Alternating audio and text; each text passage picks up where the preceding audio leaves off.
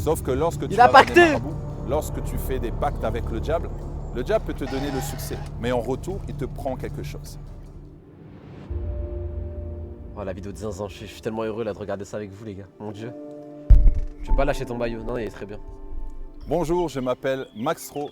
Je suis français, originaire du nord de la France et je vis à Luxembourg. Voici mon témoignage. Il faut savoir qu'il y a plusieurs années, je ne croyais en rien. Je croyais que j'étais bête, j'étais stupide, j'étais incapable. Et beaucoup de gens autour de moi me le rappelaient. Mais non. J'ai pas eu une enfance Il y a un bon entourage, les mecs, c'est très important. difficile, sauf que mes parents se disputaient beaucoup. À la maison, il y avait beaucoup de querelles, beaucoup de disputes. Mes J'ai parents jamais ta gauche, hein. ont divorcé, ils se sont remariés, ils ont encore divorcé. Et chaque soir, j'écoutais leurs disputes. Je me nourrissais en fait de cette haine, de cette colère.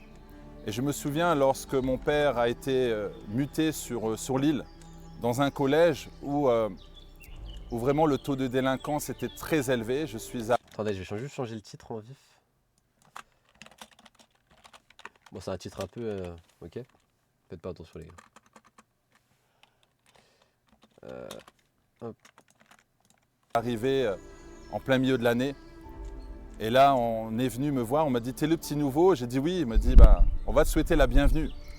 Alors j'attendais qu'on puisse me donner un cadeau, un ballon de football.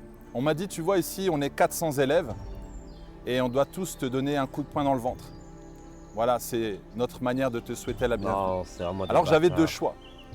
C'est soit devenir une victime jusqu'à la fin de l'année, me prendre des coups, être harcelé, ou alors devenir un méchant garçon, un bad boy. Et c'est ce qui s'est passé. C'est que je suis devenu vraiment un bad boy, un méchant garçon. Excusez-moi, mais pourquoi il dit bad boy? Enfin bref. Toute la haine qui était en moi, due à ce que j'entendais autour de moi, due à toutes ces colères, toute cette haine, j'ai commencé à me venger. Je me vengeais auprès de toutes les personnes que je rencontrais. Un jour, mon père a levé la main et je lui ai dit « Si tu me touches, je te tue ».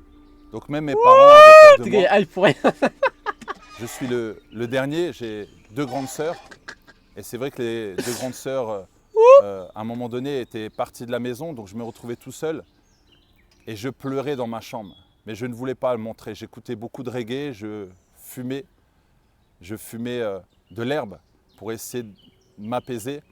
Mais j'étais En fait, il a vraiment très pris le violent. pire chemin. J'avais un entourage qui ne m'a pas beaucoup aidé, notamment les amis qui ont fait beaucoup de bêtises. On a commencé à faire des cambriolages. On a Eh, mais du reggae, c'est pas les sons à gazeux, ça?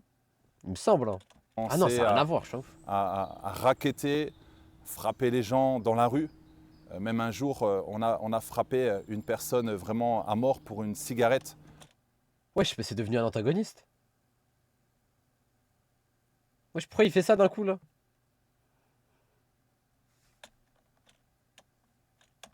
Et je voulais toujours me faire remarquer. À l'école, j'avais des mauvaises notes, j'étais en échec scolaire. Je voulais toujours exister.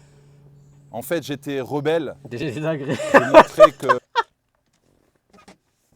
Voilà, déjà, 3 minutes, il a tué quelqu'un, déjà, c'est pas possible. voilà, j'étais quelqu'un d'intéressant, mais en fait, au fond de moi, je me disais sans cesse que j'étais nul, j'étais incapable, je n'avais pas confiance en moi. Et à l'école, on me disait, mais rien de bon va sortir de toi. Et donc, j'ai grandi comme ça, vraiment, avec cette souffrance.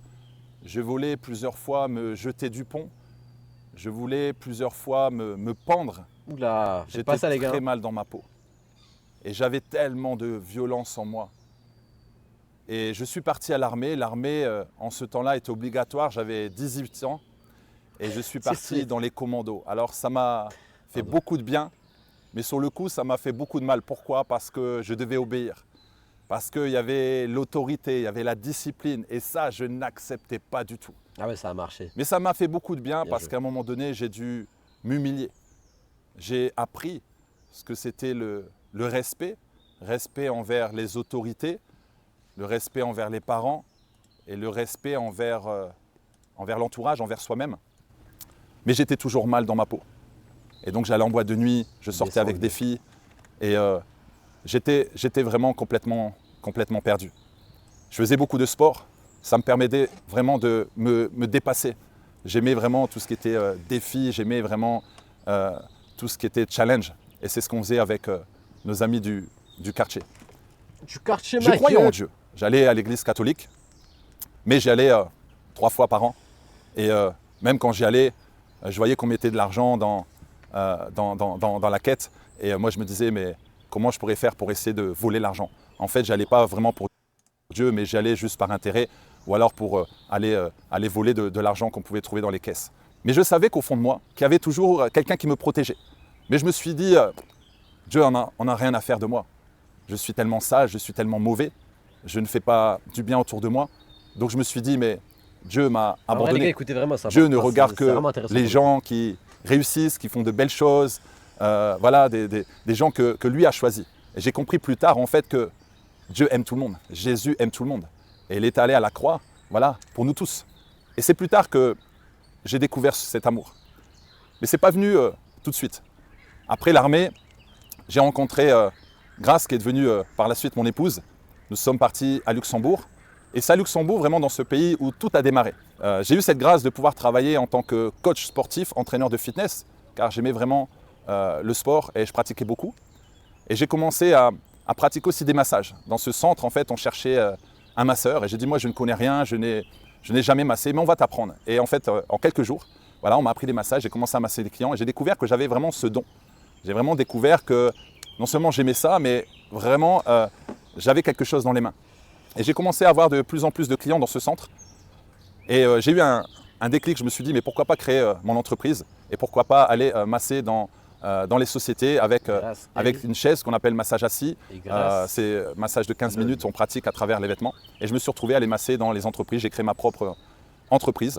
Et avec mon épouse, on a commencé à masser. Et quand vous êtes dans les massages, vous connaissez tout ce qui est yoga, tout ce qui est reiki, tout ce qui est énergie.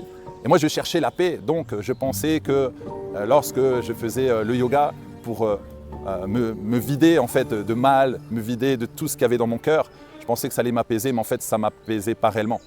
Parce qu'on sait très bien que lorsqu'on fait le vide, il faut qu'on soit rempli. C'est ça la différence avec le Saint-Esprit. Le Saint-Esprit te remplit. Alors que quand tu fais le yoga, tu fais le vide. Et j'étais complètement vidé, j'étais complètement perdu. Je voyais qu'en fait, ça ne m'amenait pas réellement la paix. Et on est parti. Il a pu vriller à ce point? Il avait une belle vie là. Enfin, une belle vie, il avait une vie quoi. Au Bénin, on est parti voir des sorciers. Oh, mais pourquoi ça vrille toujours comme ça? Moi, je voulais avoir le succès, j'allais voir des marabouts. Et je voulais vraiment que mon entreprise réussisse. Et c'est vrai que mon entreprise a commencé à décoller. Sauf que lorsque tu vas voir des marabouts, lorsque tu fais des pactes avec le diable peut te donner le succès. Mais en retour, il te prend quelque chose. Et il a pris personne de ma famille. Je vais faire caca, je re. Attends. Quand il dit il a appris, ça veut dire ils sont pas morts, si? Mes enfants. Ma femme d'ailleurs a témoigné sur cette chaîne. J'ai perdu 2 enfants. Et c'est là que je réalise qu'en fait, on ne doit pas blaguer avec les choses spirituelles et on ne doit pas blaguer avec le diable. Et donc on était vraiment sous cette emprise. Et en fait, je sais ce que c'est d'être possédé parce qu'il y a des moments où, quand je roulais en voiture, le diable me disait fonce, fonce, fonce, fonce, fonce, fonce. Les gens ne t'aiment pas. Tu dois te tuer. Regarde ta situation. Les gens ne t'apprécient pas. Les gens te critiquent. Les gens t'humilient. Dieu ne t'aime pas. Et vraiment, je croyais à ces mensonges. Et heureusement, à chaque fois, il y a une force qui m'arrêtait. Et je sais que c'était le Saint-Esprit qui m'arrêtait. Mais je n'avais pas encore accepté Jésus-Christ. Et vraiment, je souffrais énormément. Parce qu'il y a des moments, je sentais que ce n'était plus moi. Je sentais qu'il y a des moments dans mes pensées, vraiment, je pouvais tuer quelqu'un qui était devant moi, même tuer quelqu'un de ma famille. Et ça a été comme ça pendant des années. Je n'arrivais pas à aimer les gens, je n'arrivais pas à m'aimer. Et avec mon épouse, vraiment, il y avait beaucoup de disputes. Et à un moment donné, comme je voulais masser un artiste, j'aimais beaucoup la culture sénégalaise, je me suis retrouvé à masser cet artiste. C'était à Bercy, à Paris. Et lorsque je suis arrivé, il l'a pas tué. J'ai vu tous les musulmans qui étaient là, parce que les artistes sont des musulmans. Il y avait une seule personne au milieu. Une seule personne qui était différente. Son visage était différent, lumineux. Son langage était différent. J'ai dit, mais elle a quelque chose de différent. J'ai compris après que cette personne est une chrétienne, née de nouveau, assoiffée de Dieu. Et on a discuté ensemble. Et là, elle me dit, mais après le concert, vous allez où? On va rentrer, on va dormir dans la voiture. Elle dit, non, vous ne dormez pas dans la voiture, vous venez à la maison. On est allé à la maison, elle nous a présenté son mari. On est revenu régulièrement la voir et elle nous a dit, voilà, nous on est chrétiens et on va à l'église. Est-ce que... Il dit quoi là? C'est un baiser. Mais il a rien fait. Pourquoi il a dit une dinguerie là? Il a juste dit qu'il a rencontré une meuf qui l'a hébergé, quoi, c'est tout. vous avez envie de venir. Ce que j'ai apprécié chez eux, c'est qu'ils ne nous ont pas forcé à aimer Jésus. Mais en fait, on a apprécié Jésus de par leur attitude, leur manière de parler, leur manière de nous aimer, leur manière d'éduquer les enfants. Il a dit ai-je mode. Il dit en mode. Bah écris bien toi aussi. Le couple frais, équilibré, ça nous a touchés. On s'est dit, waouh, on va aller voir ce qui se passe à l'église. Et on arrive là-bas et on voit des gens heureux. Ah, Et voilà, les gars, on se rend pas compte. Hein. Il a pacté, il a perdu 3 membres de sa famille. Je sais pas si on se rend compte de la dinguerie quand même. Je me dis, mais il y a encore des gens sur cette terre heureux. Parce que moi, j'étais mal dans ma peau. Donc quand tu es mal à l'intérieur, forcément, tu vois le mal à l'extérieur. Et je me dis, les gens sont tellement heureux. Qu'est-ce qu'ils ont à lever les mains vers le ciel? Et je me suis dit, mais on va faire la même chose. Et j'ai levé les mains vers le ciel, mon épouse aussi. Et là, j'ai commencé à pleurer. J'ai senti un feu venir en moi. J'ai senti un amour venir en moi dans mon cœur. Ça m'a tellement touché. J'étais bien. Zach, pour percer Comme du pacte. si, en fait, on m'avait pris. Faut même pas je réponds à ça en fait. Dans les bras et j'ai senti vraiment l'amour du Père. J'ai senti que Dieu m'avait touché. Et à ce moment-là, vraiment, ma vie a commencé à changer. J'avais honte parce que voilà, j'étais Jamais je pacte. très orgueilleux. Pas, frère. Un homme ne pleure pas, un homme est dur. Et là, vraiment, je l'ai lâché prise. Et le Seigneur m'a fait tellement du bien. Et là, j'ai regardé sur le côté, je dis, ah, j'espère que ma femme ne m'a pas vu. Et quand je l'ai regardée, elle pleurait aussi, elle avait été touchée. On a été touchés en même temps. Et là, j'ai expliqué après aux amis, j'aurais dit, mais qu'est-ce qui s'est passé? Ah, Et Jésus vous a avec touché. un cas, là. Jésus vous a tendu la main. Maintenant, c'est à vous d'accepter Jésus-Christ. On a mis 8 ans avant d'accepter Jésus. Parce qu'on est rentré chez nous et on a commencé à continuer à faire nos bêtises. Aller voir encore des marabouts, aller voir des médiums, aller voir des voyants.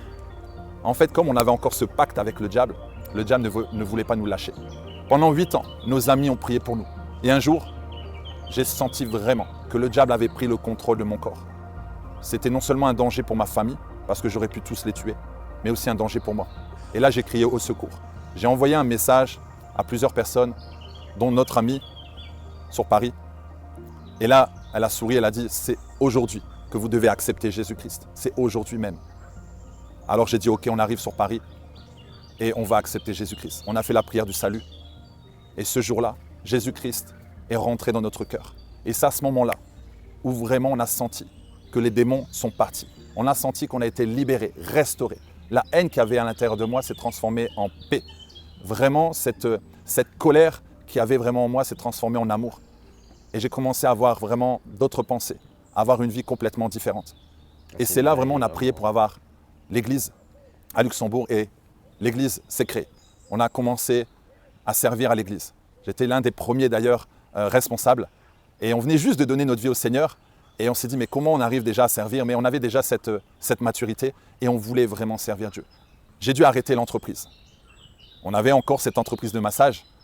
Et je me suis dit, j'ai donné ma vie au Seigneur, ça y est, il va y avoir plus de clients, plus d'argent, l'entreprise va décoller. Sauf que non, on perdait beaucoup d'argent, on perdait beaucoup de clients. Et là, j'ai dit, mais Seigneur, qu'est-ce qui se passe? Et là, le Seigneur me disait, lâche l'entreprise. Ah, j'ai dit, Seigneur, on ne peut pas lâcher l'entreprise. Si on lâche l'entreprise, comment on va faire? On n'a pas de chômage, on est à 2 à travailler dedans, on a une maison à payer, comment on va faire? Et là, le Seigneur dit, lâchez, lâchez. Après 1 an, on n'a pas lâché. Ça faisait 13 ans qu'on avait l'entreprise. Après 2 ans, qu'est-ce que tu racontes? Qu'on avait donné notre vie au Seigneur, on ne voulait pas lâcher. Et là, après 3 ans, il y a une voisine qui vient nous voir. Une voisine qui n'est pas née de nouveau. Elle vient nous voir, elle a dit, aujourd'hui, vous devez lâcher l'entreprise. Arrêtez vos bêtises. Aujourd'hui, vous devez arrêter. Et là, je l'ai regardé. Waouh, j'ai dit. Ah oui, il doit arrêter parce qu'il a fait son entreprise en pactant. C'est pour ça qu'il doit arrêter. Il est bête ou quoi? Après, Bélec, il ne voyait pas à ce moment-là, mais... Ouais, ça me paraît logique. Là, je pense que Dieu nous parle. Et d'ailleurs, cette voisine s'est excusée. Je dis non, ne t'inquiète pas. Je sais qui t'a envoyé pour nous parler. Et là, j'ai dit, Seigneur, je te fais confiance. Je vais arrêter l'entreprise. Je mets l'entreprise en faillite. Mais s'il te plaît, tu ne vas pas nous abandonner. Et je me souviens que c'était un jeudi matin à 11h. J'allais signer l'aveu de faillite. On avait des employés. On avait des personnes qui travaillaient avec nous. On avait un bon chiffre d'affaires. D'ailleurs, avant que je signe l'aveu de faillite, Voilà que des entreprises nous contactent en disant on veut travailler avec vous, on veut travailler avec vous. Des gros montants. Ah, j'ai dit le diable veut nous séduire. Là, j'ai dit non, non, non, non, non. Comme vous savez, le diable est là pour nous tenter, nous séduire. On a dit non, non, non. Demain à 11h, Relax Max est terminé parce que l'entreprise s'appelait Relax Max. Et c'est là qu'à 11h, au moment où j'ai signé l'aveu de faillite, je suis ressorti, j'ai eu une paix, une libération. Dieu m'a fait comprendre qu'il n'était pas dans l'entreprise parce qu'on l'avait consacré au diable. On avait encore une alliance avec le diable Exactement, c'est ce que j'avais dit. Vous me prenez pour un fou. à travers cette entreprise. Et là, l'après-midi, j'envoie un CV pour que mon épouse puisse travailler. Cette dame qui reçoit le CV dit « Ok, on va recevoir grâce ». Le jeudi, je donne le CV. Le vendredi, elle a un entretien. Lundi, elle commence déjà un travail de 40 heures. Là, j'ai dit « Seigneur, tu es très bon. Maintenant, de mon côté, qu'est-ce que je fais? Tu vas témoigner. Tu vas faire des Bikini, gens conférences. » qui s'embrassent. Dieu m'a utilisé pour aller donner des conférences dans les entreprises, Dalton, pour aller tu parler vois, de lui, parler de mon témoignage. Et j'ai commencé à parcourir toute la Ça veut dire France, quoi, je suis ça? allé vraiment un peu partout pour témoigner de ce que Jésus a fait pour moi. Et je bénis le Seigneur pour la vie qu'il m'a donnée. Je bénis les... Non, vraiment. Vraiment, vraiment, vraiment. Les gars, je sais pas si on se rend compte. Il a pacté, il a perdu 3 membres de sa famille. Mais rigolez pas. Pourquoi? Je te jure. Comment ça?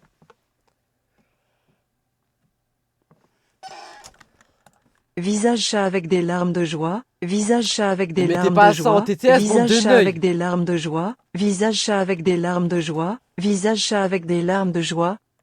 Mais vous êtes fous, quoi. Je ressemble pas à ça. Non, vous êtes des menteurs. Arrêtez de mentir, là. C'est quoi, C'était un beau témoignage. Vraiment. Moi, ce qui me choque vraiment, c'est qu'il a perdu 3 membres de sa famille. Ça me terrifie. Le nain. Je vais vous insulter, là. Arrêtez de me comparer à ça. Non, ouais, vous abusez. Genre, vous abusez. C'est chaud de fou. Tais-toi, y a rien de chaud, là.